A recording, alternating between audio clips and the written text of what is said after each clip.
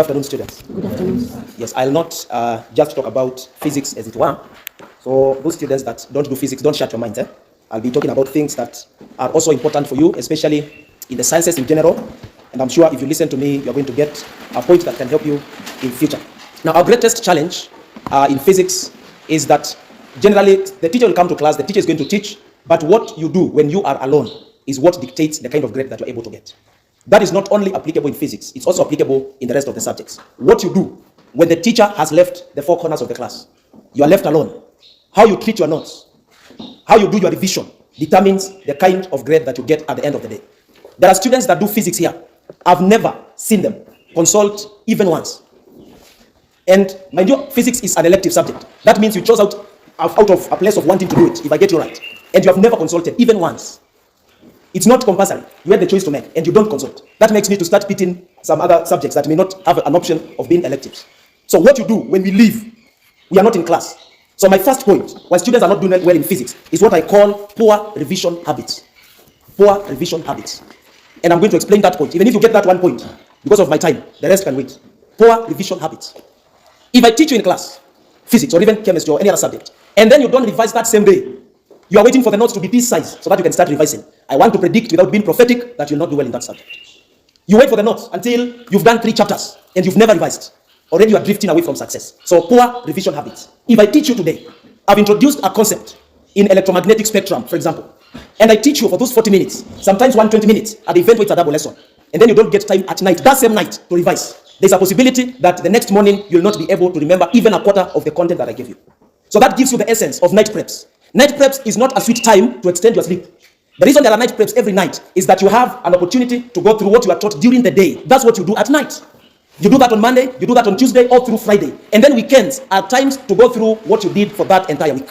So the problem is poor revision habits. Students have not captured that ability to be able to know how to do their revision. And if you understand that, number one, you're not going to sleep at night. You sleep on a now is because you are too relaxed. You get to the class and you sleep, because that's the other dragon that we must address, which is affecting most of you. How do you get to class? And by 7:10, you're in class by 7. By 7:10, your eyes are threatening to sleep. So if you do that, I'm sure it's going to help you. So point number one is what I'm calling poor study habits. Point number two, and this one I've pinned everywhere in the physics lab. The first thing I did when I got into this school, I printed 5 things that you need to do. I'm going to pick one of them from there. And this is something that can help you in physics and also in the rest of the other subjects. And this is it. Believe in yourself. As you do that subject, you believe in yourself.